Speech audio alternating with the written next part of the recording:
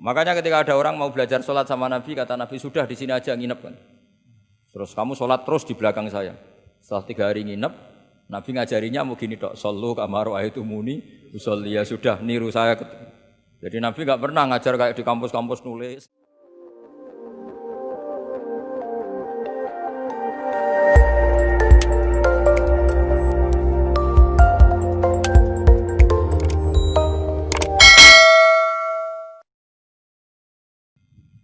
Bismillahirrahmanirrahim. Ini sesuai janji saya ngaji tentang am dan khos. Annaul khamisu wal arbaun fi amihi wa khosihi. Jadi bagian dari ke-45 tentang am dan khos. Am artinya gini, satu lafadz yang maknanya itu mencakup apa saja yang bagian dari fardun min afrodi dzalikal am. Jadi kalau ada orang bilang Ja'al insanu, datang manusia, berarti manusia siapa saja, bisa sukunya macam-macam, agamanya macam-macam, asal kecelok atau tersebut sebagai apa? Manusia. Nanti kaitannya tentang hukum. Saya baca ya. Al-amu lafdun yastaghriqu as-soliha lahu min ghairi hasrin. Jadi yang dikatakan am adalah satu pilihan kata yang siapa saja atau apa saja bisa masuk tanpa dibatasi. Di sini dicontohkan oleh Imam Suyuti, kulluman 'alaiha fan. Setiap yang berdomisili di bumi pasti nanti fanin, semuanya akan apa? Rusak atau akan apa? Hancur atau musnah. Itu enggak ada pengecualian sama sekali. Tapi kemudian selalu ada problem am. Problemnya begini. Ada hal-hal yang oleh eksplisit ya, bukan sekedar implisit. Eksplisitnya nas itu dikecualikan. Nah, pengecualian itu bisa secara makna maupun secara mafhum. Misalnya begini, kamu punya aturan siapa saja enggak boleh masuk rumah ini. Itu kalau satpam kamu itu pinter, tentu otomatis tidak memasukkan aturan itu tidak termasuk untuk istri dan anak. Nah, nanti enggak boleh terus satpamnya bilang anaknya mau masuk, jangan. Kata bos saya siapa saja, kamu termasuk siapa saja. Atau contoh paling gampang itu istri sedang baik-baiknya ngomong sama suaminya, Mas, nak ingin apa rembuk sama saya, ingin apa saja rembuk sama saya. Ternyata, oh ya, ternyata rembukannya, saya ingin poligami. Wah, itu apa saja yang jadi masalah. Padahal kalimatnya kalau ingin apa saja rembuk dengan saya. Kira-kira kalau inginnya seperti itu, kira-kira masalah apa enggak? Geger kan? Nah itu termasuk apa saja apa enggak? Apa saja. Cuma yang itu jangan. Nah itu ada analisis ulama, sehingga analisis ulama itu mengatakan begini. Fama min amin illa wa yatakhayyalu fihi takhsisu. Saya ulang lagi ya. Fama min amin illa wa yatakhayyalu fihi takhsisu. Enggak ada lafadz am kecuali kebayang ada takhsisnya, kebayang ada pengkhususan. Karena ya otomatis itu otomatis. Kayak tadi misalnya sampean tak bilangin siapa saja enggak boleh masuk rumah saya. Tentu itu ada koridor hukum baik yang difahami secara implisit maupun secara tatanan sosial, bahwa itu tentu maksudnya itu orang lain. Tapi kalau gurunya, orang tuanya, anaknya, istrinya tidak akan masuk kaidah itu. Misalnya ya ayyuhalladzina amanu la tadkhulu buyutan nabiyyi illa yudana lakum. Wahai orang-orang yang beriman jangan masuk rumahnya Nabi kecuali dapat izin. Tentu ayat itu bukan untuk Sayyidah Aisyah, bukan untuk Hasan Husain, bukan untuk Sayyidina Ali, bukan untuk Sayyidah Fatimah, karena mereka orang-orang yang otomatis boleh keluar apa? Masuk. Makanya itu enggak gampang ya, menyimpulkan hukum dari Al-Qur'an enggak gampang. Misalnya gini, wa ahallallahu bai'a, Allah menghalalkan jual beli. Tentu enggak pernah kebayang termasuk di situ adalah jual beli narkoba, jual beli yang menipu, jual beli yang merugikan orang. Jual beli ini yang parah lagi ini, provokator ini. Jual beli wong wedok kan. Itu. Nah, nggak bisa kamu nerjemah gini. Allah menghalalkan jual beli apa saja. Karena apa saja ini bahaya untuk kasus-kasus yang diharamkan Allah Subhanahu wa taala. Lah pengecualiannya gimana caranya? Imma pengecualian cara berpikir gini, yang dihalalkan Allah pasti yang baik. Berarti terjemahnya Allah menghalalkan jual beli yang yang baik. Nah, jadi makanya disebut di sini fama min amin illa wa yatakhayyalu fi takhsis. Tidak ada am kecuali prakteknya tetap ada takhsis, ada khusus.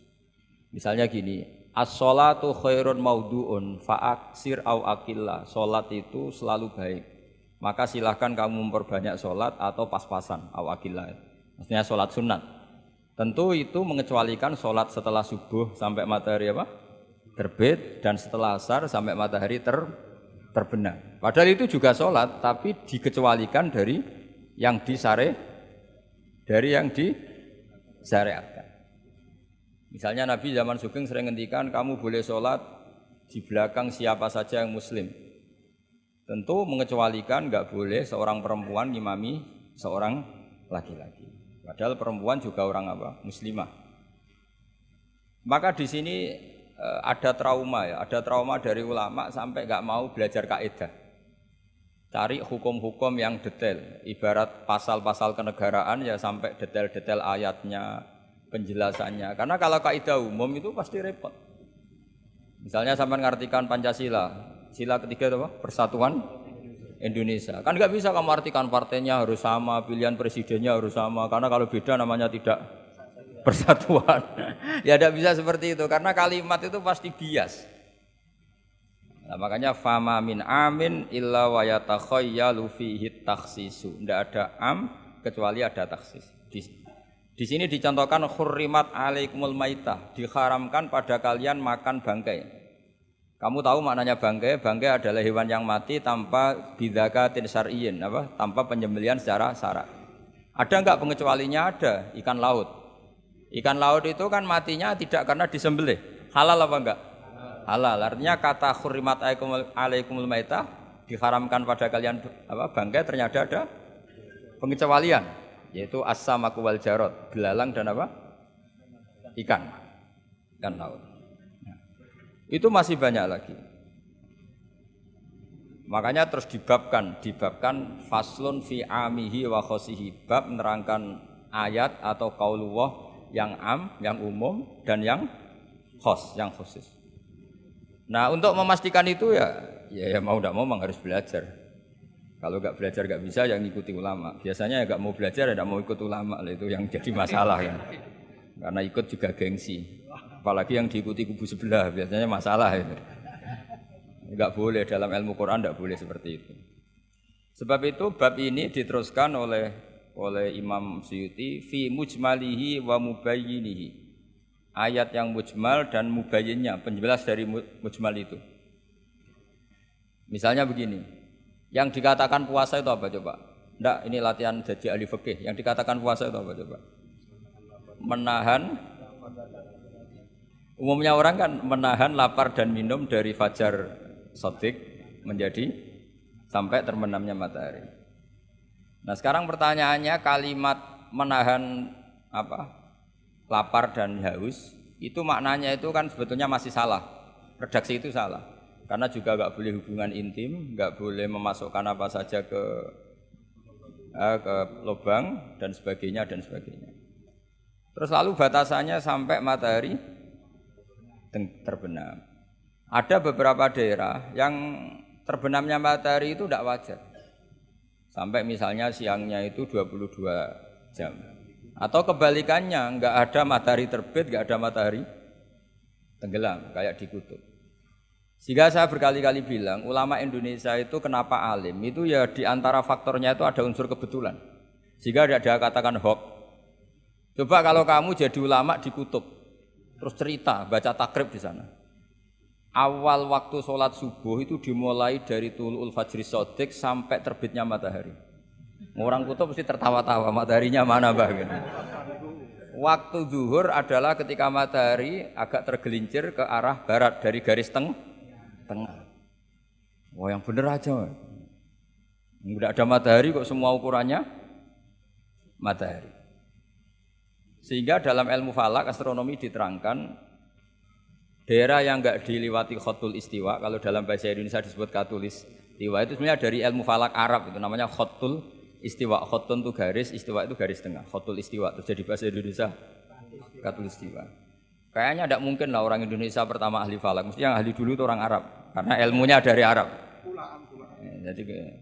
Jadi dari kulaan terus dijadikan bahasa sendiri apa? Katulistiwa. Seperti Taj Mahal itu sebenarnya dari bahasa Arab Mumtaz Mahal. Mumtaz itu spesial, mahal itu tempat. Terus bahasa Indonesia jadi apa? Taj Mahal. Itu kacau semua itu bahasa. Saya terangkan.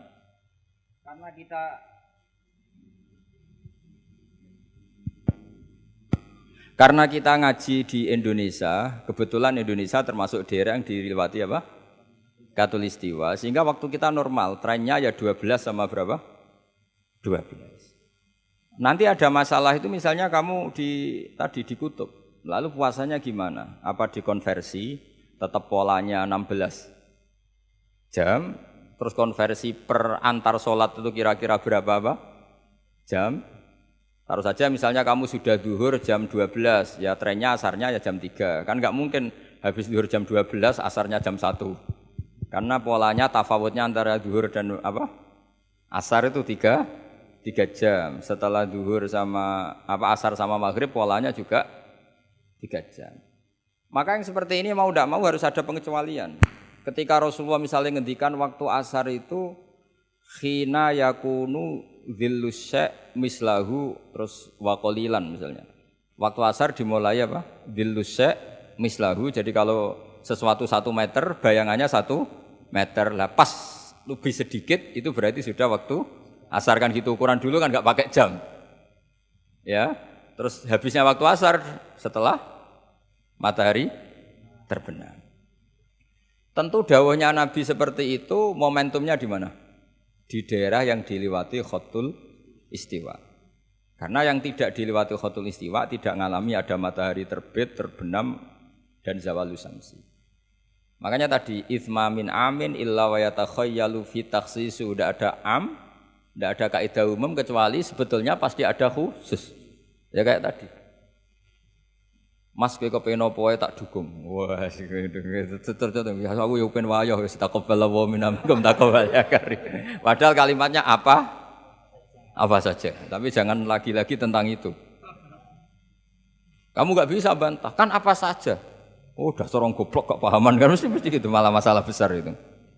Sehingga di Quran itu selalu ada seperti itu. Misalnya ya sama lah misalnya, nikahi perempuan siapa saja yang kamu cintai. Ya tentu cinta yang kamu cintai itu tidak memasukkan ibu dan adik. Karena itu mahram apa? Pasti ada, orang pasti paham. Boleh menikahi perempuan siapa saja yang kamu cintai, asal muslimah, asal sholat. Secara kaidah asal muslimah, asal sholat kan memasukkan ibu dan saudara kandung atau adik kandung. Tapi kan enggak kebayang dalam nikah seperti itu. Jadi otomatis ada istisna. Makanya ini perlu dicatat ya, makanya jangan sering dalil ayatnya begini berarti memasukkan apa saja, tidak bisa. Itsma min amin illa wa yatakhayyalu fihi takhsis. Enggak ada ayat umum kecuali prakteknya ada takhsis, ada kekhususan. Jelas ya? Apa saja? Misalnya gini, bohong itu haram. Ya pasti tidak semuanya. Ada bohong itu wajib. Ada perempuan dikejar-kejar sama begal mau diperkosa, terus sembunyi di rumah kamu. Kamu wajib jujur apa wajib bohong? Wajib jujur apa wajib bohong? Wajib bohong. Kalau kamu jujur namanya kebodohan. Bukan. Pak, cawe dok mau ning ndi? Monggo teng mriki kula dudun. Itu tidak jujur, itu goblok gitu. Ya ingat ya kaidahnya itsma min amin illa wa yatakhayyalu fihi takhsis. Sudah itu aja dihafalkan. Nanti sudah pinter sendiri itu. Sudah itu aja. Apa? Itsma min amin illa wa yatakhayyalu fihi takhsis. Enggak ada kaidah umum kecuali di situ tersimpan takhsis atau aturan-aturan khusus yang terkecualikan. Itu pasti, itu otomatis. Karena enggak kebayang bahasa itu mewakili semua, itu enggak kebayang. Misalnya ada pembantu mesti dibilangin gini sama penyalurnya, ya kalau disuruh majikan apa saja turutin ya, disuruh ngelayani ya saja apa turutin, terus ngelayani diranjang ya taqabbalallahu minna minkum kan, tetap nggak bisa, kayak lafadz itu nggak bisa. Kalau majikan kamu ingin apa saja turutin, tentu tidak memasukkan hal-hal yang dilarang agama. Itu juga misalnya mahasiswa, sama dosen nurut ya perintahnya apa saja ya apa saja yang dibolehkan, maksudnya bukan apa saja secara bebas. Nah itu di Quran juga gitu, kalau ada ayat apa saja sebetulnya di situ pasti ada apa? Takhsis ya, jelas ya. Itsma min amin illa wa yatakhayyalu fihi takhsis. Sehingga susah sekali cari umum yang tetap maknanya umum. Sekarang misalnya pertanyaannya lagi, ini ada beberapa kaidah. Qad yaqa'u tabyinu muttasilan nahwu minal fajr ba'da qawlihi al khaitul abyadu minal khaitil aswad. Ini lebih susah lagi. Lebih susahnya gini. Di Quran itu ada beberapa lafaz yang maknanya itu tidak semestinya. Saya ulang lagi, di Quran itu ada beberapa lafaz yang maknanya itu dari awal tidak semestinya. Nah, tidak semestinya ini oleh ulama ahli sastra Arab, ahli balaghah kalau dalam bahasa Arab disebut tasbih, apa? Tasbih. Jadi kalau orang Arab sebetulnya ya sama, orang Arab, orang Indonesia sama dalam apa? Pemaparan sama. Kalau Zaid itu agak ganteng, agak yang gantengnya agak. Itu orang Arab bilang itu Zaidun kal qamar. Zaid itu ibarat rembulan. Tapi kalau ganteng sekali dan susah ditandingi, itu orang Arab akan bilang Zaidun qamarun. Zaid itu rembulan. Sehingga dalam kitab-kitab madaih, kitab-kitab yang memuji Nabi itu disebut anta samsun, anta badrun. Engkau ibarat matahari, engkau ibarat rembulan. Itu adat tasbihnya, kata seperti dibuang. Apa kata seperti? Dibuang. Sama di Indonesia juga sama. Kalau orang ahli orasi ilmiah yang ketika orasi itu kendel sekali, apalagi zaman revolusi, ketika ada orasi yang menggelegar disebut singa podium. Tidak seperti singa, tapi langsung dikatakan singa podium. Itu ada tasbih, namanya dalam bahasa Arab disebut apa? Tasbih. Nah problemnya ada beberapa ayat yang dari awal Allah menggunakan itu tidak untuk makna semestinya, tapi untuk apa? Tasbih. Tasbih itu ya tadi hanya menyerupakan, berhubung sesuatunya detail, adat tasbih, kata seperti itu dibuang. Misalnya gini, inna min azwajikum wa auladikum aduwwal lakum. Istri kamu, anak kamu itu musuh kamu. Oh, itu kan ngeri, masa anak sama istri dikatakan musuh. Nah, tentu itu ada proporsinya. Ketika anak istri kita tidak menopang kesalehan kita, tidak menopang ketaatan kita, maka perilakunya sebagaimana musuh.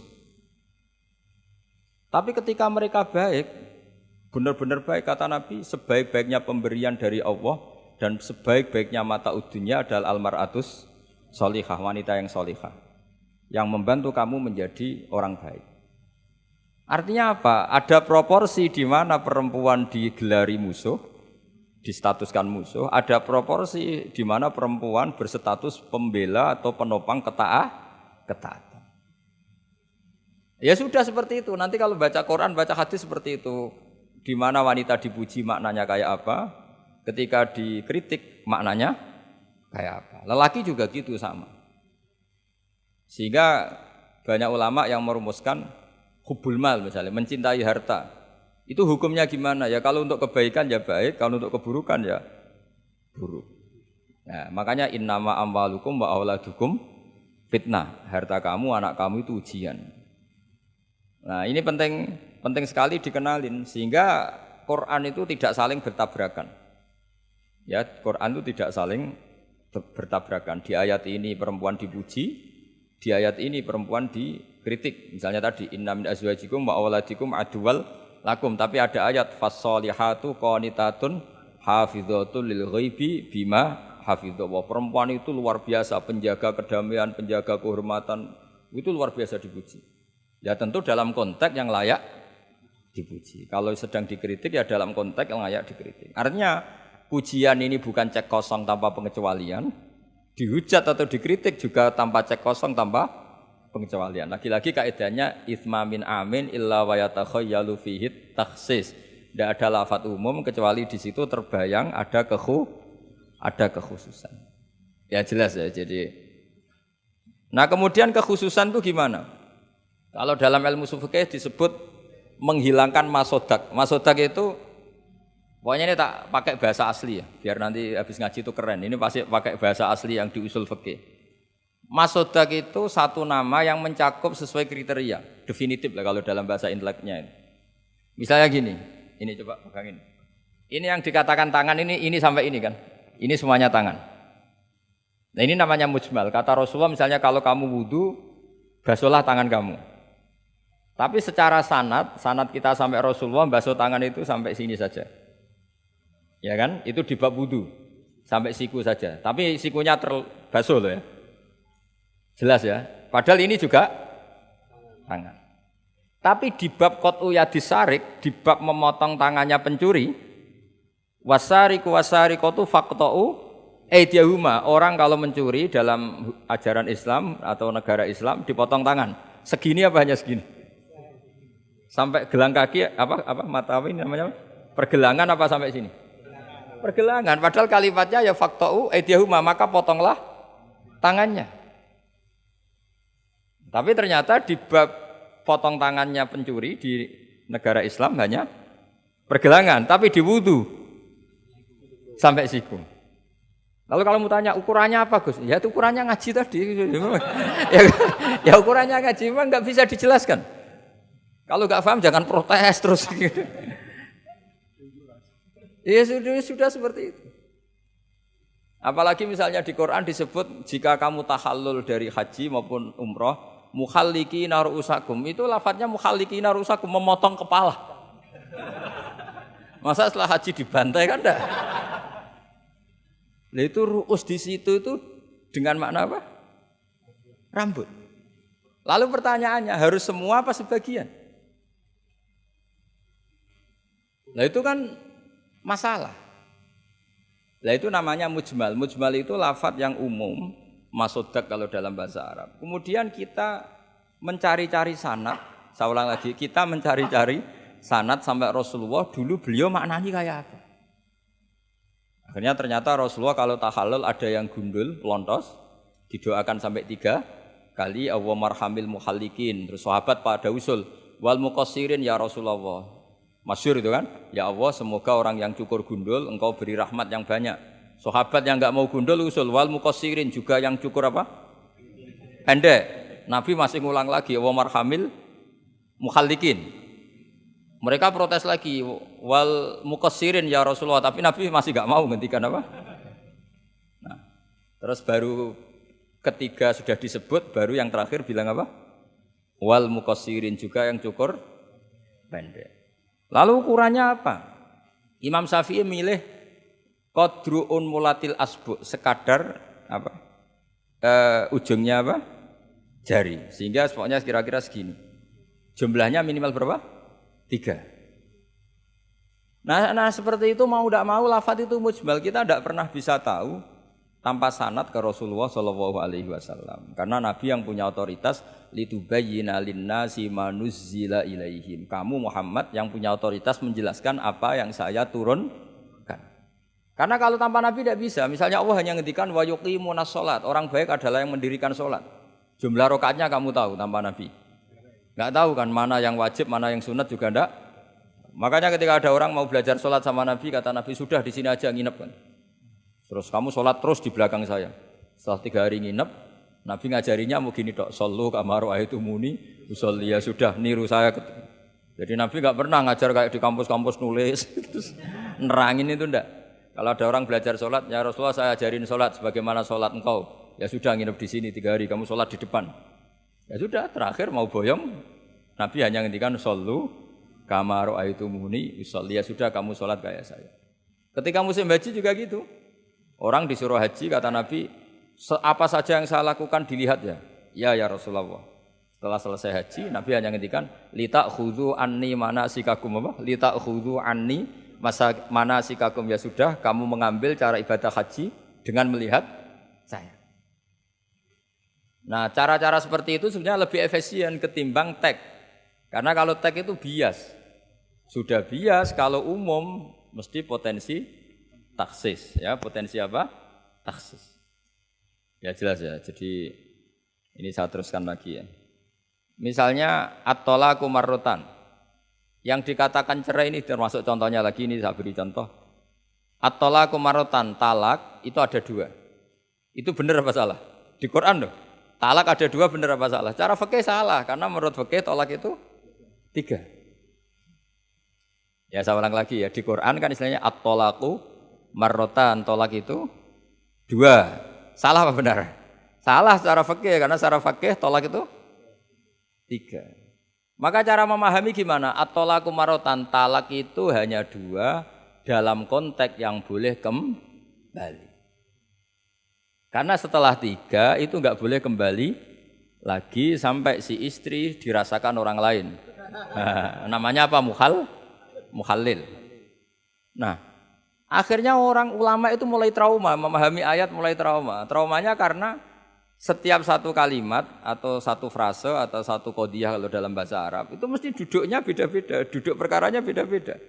Di bab wudu tangan itu sampai siku. Di bab qat'u yadis sarik memotong tangan pencuri hanya sampai pergelangan. Ya sudah kalau tanya cara tahu gimana yang ngaji sudah enggak bisa itu jelaskan. Apalagi sebulan sekali gini wah tambah. Ya ngaji puluhan tahun saja tidak mesti alim, apalagi sebulan apa? Sekali. Makanya itu bisa dipakai alasan. Kenapa ada alim? Kan sebulan sekali. Jadi kalau ditanya kenapa ada alim? Kan apa? Sebulan sekali. Itu kan salahnya Gus Ba, tidak mau ngajar tiap hari gitu. Ya jadi jelas ya. Jadi semua itu ada proporsinya. Misalnya ada ayat lagi la tudrikuhul absor. Keyakinan orang mukmin nanti di surga itu melihat Allah apa enggak? Enggak, keyakinan umumnya yang hadir di sini. Melihat kan? Tapi ada ayat la tudrikul absor. Allah itu tidak bisa tersentuh, bisa diliput oleh pandangan mata. Padahal di sebagian ayat wujuhu yauma idzin nadhirah ila rabbiha nadhirah. Orang-orang baik adalah wajahnya bersinar, nadhir itu maknanya bersinar pakai dot ila rabbiha nadhirah, dan wajah-wajah itu nanti melihat Allah. Akhirnya yang pakai dot ya. Jadi kalau pakai dot itu apa? Bersinar. Wujuhu yauma idzin nadhirah. Terus apa? Ila rabbiha nadhirah. Nah. Akhirnya ulama cara berpikir gini. La tudrikuhul absor wa huwa yudrikul absor wa huwal latiful khabir. Meskipun kita melihat Allah itu tidak mungkin ikhatah. Ikhatah itu terus paham detail. Ya, faham apa? Detail. Karena bagaimanapun Allah itu qadim. Qadim itu la yutakayyaf. Enggak kebayang. Apapun hebatnya kita, perangkat kita ini semuanya profan, semuanya hadis. Sementara Allah adalah zat yang tidak terbatas. Sehingga ya sudah, kita tidak akan melihat secara utuh, secara sempurna sampai kita faham. Tapi seperti itu sudah bisa dikatakan melihat. Paham ya? Misalnya Anda melihat Merapi dari jauh, sudah bisa dikatakan melihat. Tapi jangan disuruh detail, pohonnya apa saja. Nah itu kan nggak ngerti detail. Ya kira-kira gambarannya seperti itu. Jadi la tudrikul absor ada makna khususnya, yaitu sampai menguasai, sampai memahami. Ila rabbiha nadhirah, ya melihatnya sampai apa sih kira-kira? Ya sudah seperti itu. Makanya semua kalimat ketika semua ulama, semua kalimat itu proporsional. Kamu bilang mencintai istri, sama ibu ya bilang mencintai. Saya teman yang kamu cocok ya mencintai. Lalu makna mencintai itu gimana coba? Mencintai ibu ada maknanya sendiri, mencintai istri ada maknanya sendiri, terus mencintai simpanan ini yang repot. Itu maknanya juga sendiri lagi. Mencintai teman sendiri lagi, mencintai uang maknanya ya semuanya dengan kata mencintai. Misalnya orang mukmin disebut walladzina amanu asyaddu hubbalillah, orang mukmin itu sangat mencintai Allah. Kalau mencintai Allah itu dengan mencintai manusia itu beda. Aturannya juga beda. Kata para ulama kalau Allah itu suka kalau dimintai. Tapi kalau kamu mencintai seseorang, kamu sering minta, wah itu istaqabbalallahu minna. Jadi Allah itu suka apa?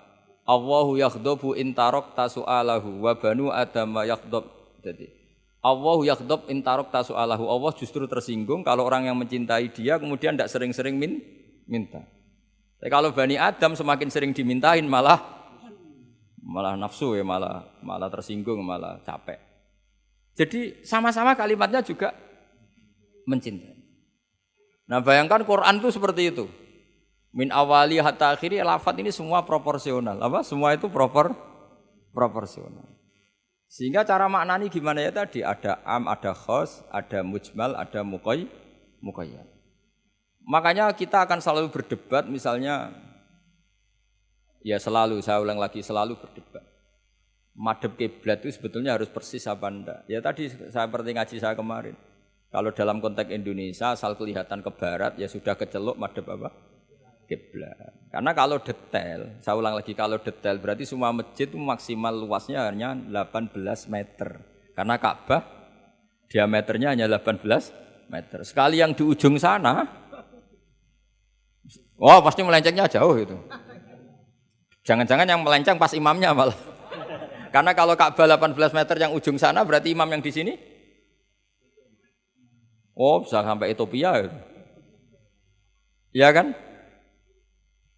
Nah, itu kalau harus detail juga Ka'bah orang sholat harus cekung. Nah kalau cekung bisa menuju ke satu titik. Tapi mana ada ajaran masjid apa? Cekung. Maka seperti itu dari awal Allah tidak menghentikan Ka'bah. Fawalli wajhaka syatrul Masjidil Haram. Satro itu nahwa. Ya sudah, yang penting kamu menghadap ke arah Masjid Haram. Bukan ke ainal Masjidil Haram yang detail. Jadi satro itu nahwa. Nahwa itu ya pokoknya ke sana. Nah itu yang dimaksud yuridu wa bikumul yusra wala yuridu bikumul usra. Agama ini gampang, kenapa dipersulit? Jangan kayak birokrat tertentu. Kalau bisa sulit kenapa dipermudah? Karena banyak kepentingannya apa? Ya terus saya teruskan lagi. Ini contoh-contoh. La tud ukhidlat lakum bahimatul an'ami illa ma yusla alaikum.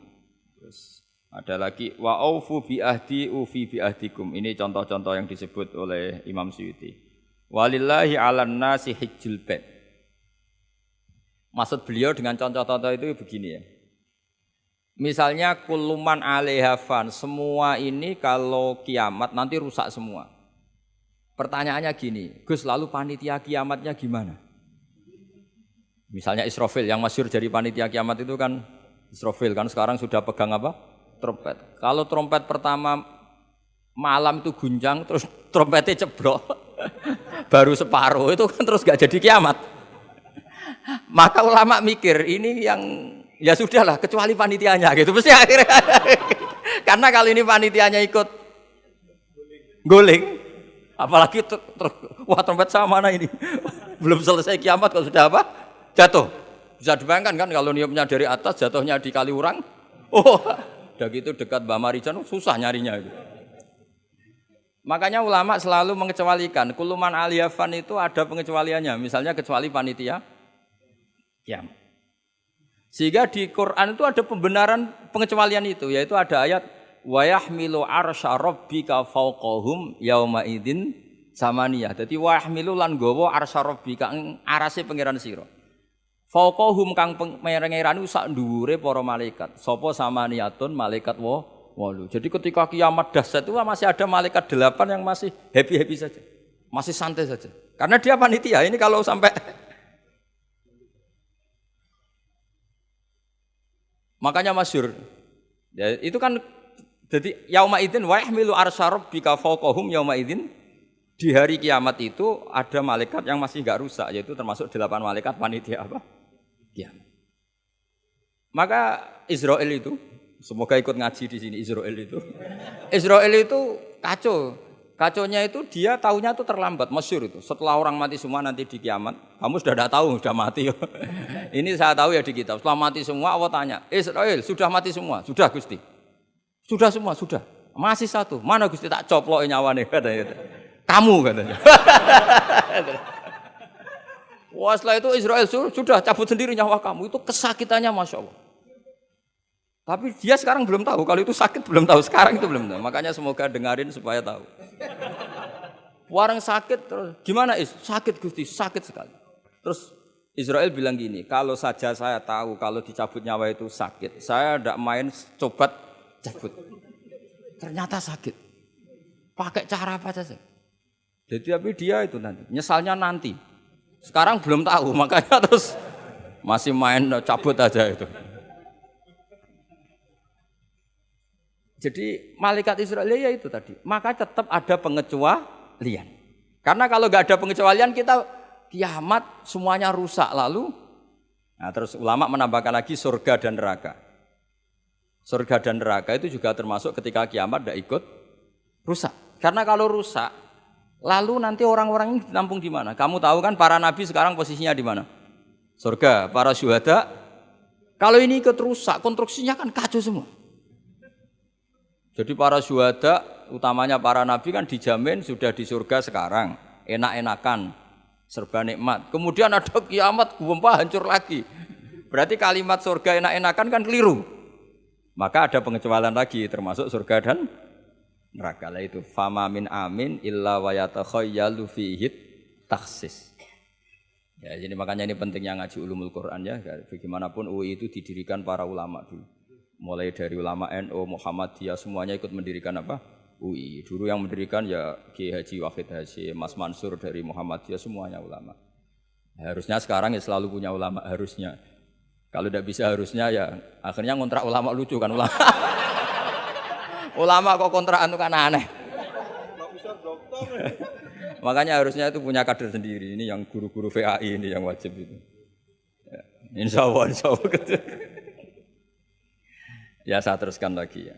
Jadi lafadz-lafadz yang butuh penjelasan kayak ihdinas siratal mustaqim, tunjukkan kami jalan yang lurus. Tentu butuh penjelasan. Penjelasannya apa? Siratal ladzina an'amta 'alaihim, jalan mereka yang telah Engkau beri nikmat. Juga sama walillahi 'alan nasi hijjul bait.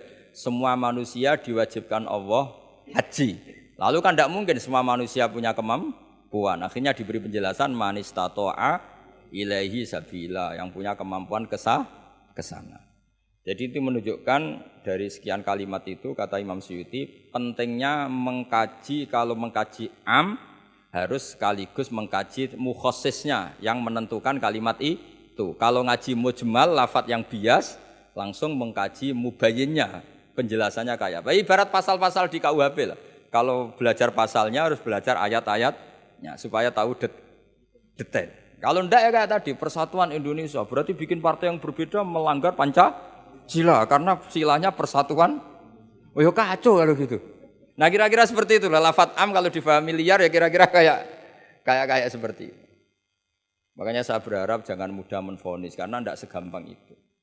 Misalnya Nabi sering ngendikan laisa minna man khasyana, tidak termasuk umatku orang yang menipu. Ya ternyata ketika menipu itu tidak perilaku atau cerminan sebagai umatnya Nabi, tapi ya dalam hal menipunya saja. Tapi kalau ketika dia pas sholat, pas zakat, pas baik, ini cerminan umatnya Nabi. Jadi laisa minna fitil kal khoslah. Itu semua ulama menafsirkan fitil kal khoslah.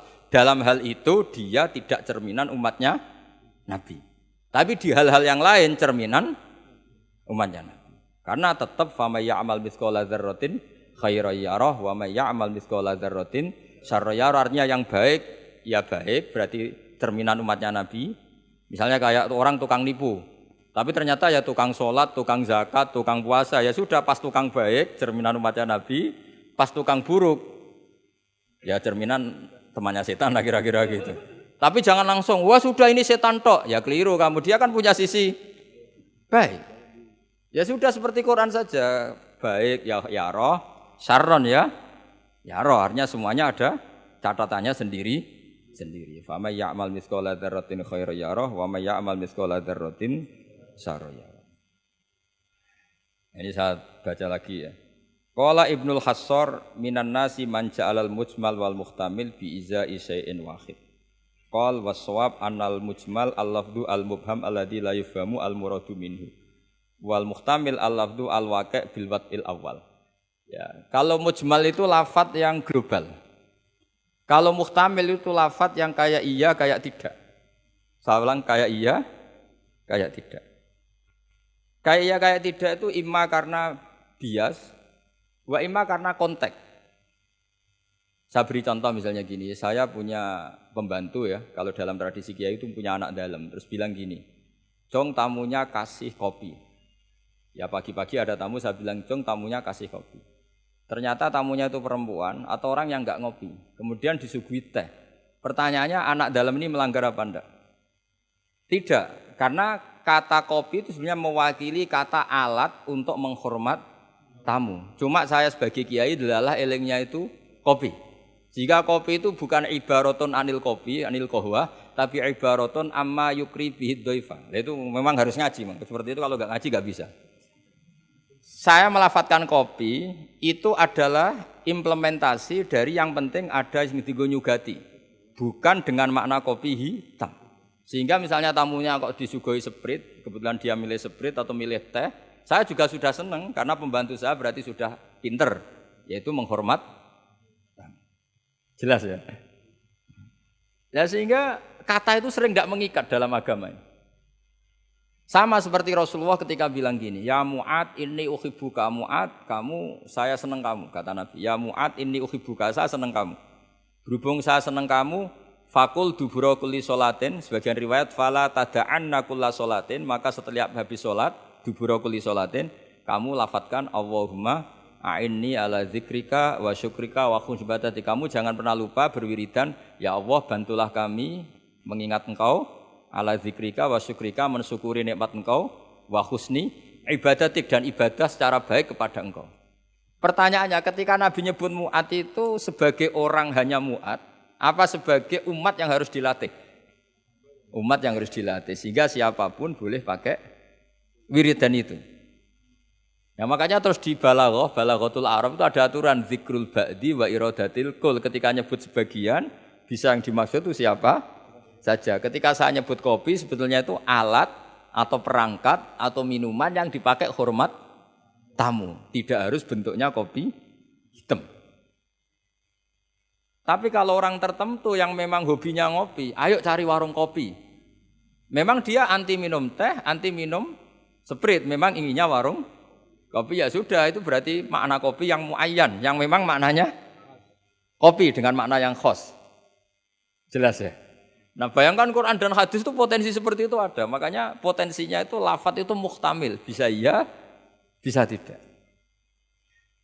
Nah di sini ini pentingnya ngaji. Jadi sehingga ketika Allah ngendikan rijal sekalipun, lelaki, kadang maknanya memasukkan perempuan. Misalnya gini, kalau kamu ngaji ilmu nahwu, hudal lil muttaqin, alladzina itu jamak untuk lelaki atau perempuan? Alladzina, lelaki. Tapi Quran itu untuk lelaki, tok apa lelaki dan perempuan? Dua-duanya. Tapi Allah ngendikan alladzina yu'minuna, bukan allai yu'minna, bukan pakai redaksi perempuan. Karena yang dimaksud lelaki adalah umatnya Nabi. Ya sudah, kalau umatnya Nabi ya semuanya umatnya Nabi.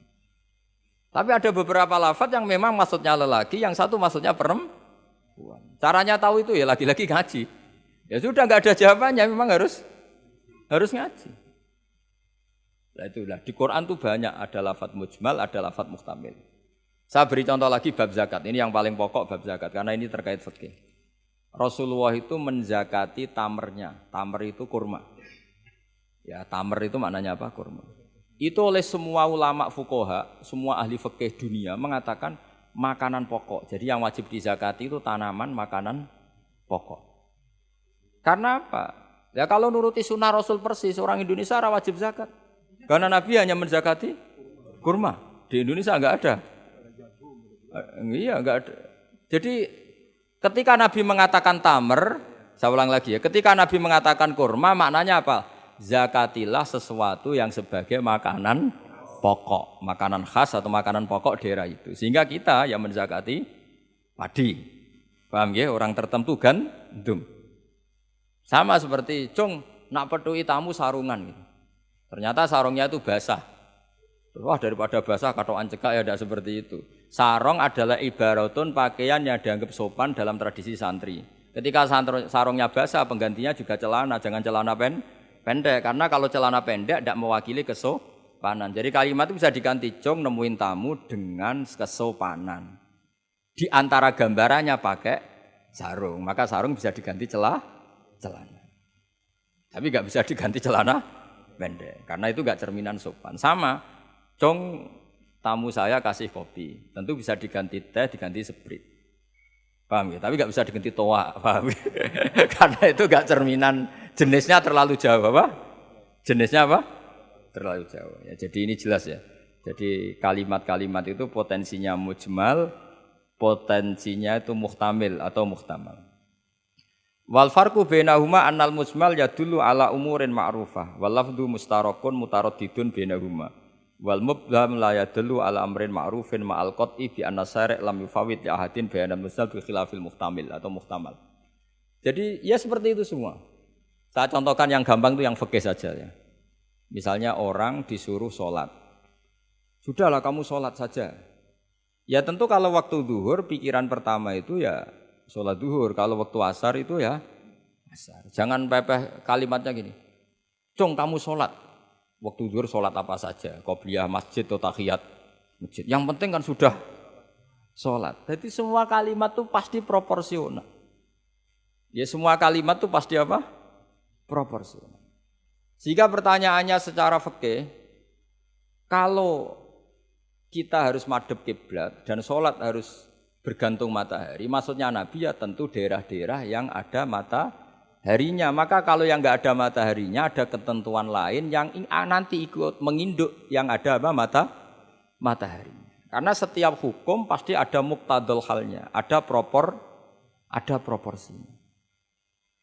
Makanya kata ulama fikih itu misalnya begini lagi, tak contohkan. Yang fikih aja yang gampang, karena itu keseharian kita. Sholat itu batal dengan makan. Kalau kamu sholat, makan batal enggak? Batal. Itu satu upo sudah batal enggak? Sudah kan? Itu bahasanya sholat batal bil akli dengan makan. Sekarang kalimatnya tak ganti. Cung hormatilah tamu dengan ngasih makan. Satu upo cukup apa satu piring? Sama-sama kalimatnya makan. Wis tak kei sak upo sing penting mangan. Tapi misalnya di bab sholat kok kamu babkan kayak menerima tamu ya kacau. Sholat itu batal dengan makan. Oh nak sak upo orang mangan. Sedenge mangan ya sak piring. Jadi di bab sholat batalnya makan itu cukup sak upo. Tapi di bab hormat tamu minimal sak piring. Kalimatnya sama-sama makan. Sama seperti yang saya ceritakan tadi, di bab wudu tangan itu sampai siku. Di bab kotu ya disarik hanya pergelangan. Padahal ayatnya ya tangan faktou aidiyahuma. Padahal pergelangan bahasa Arabnya itu ku apa? Alku. Itu bab-bab yang oleh ulama disebut nanti kalau kamu ngaji Quran, kamu harus hati-hati karena ada lafadz mujmal, ada lafadz muhtamal, ada am, ada khas. Ya saya kira demikian, nanti pengajian berikutnya nanti apa dicari, nanti tak umumkan pas ngaji aja. Assalamualaikum warahmatullahi wabarakatuh.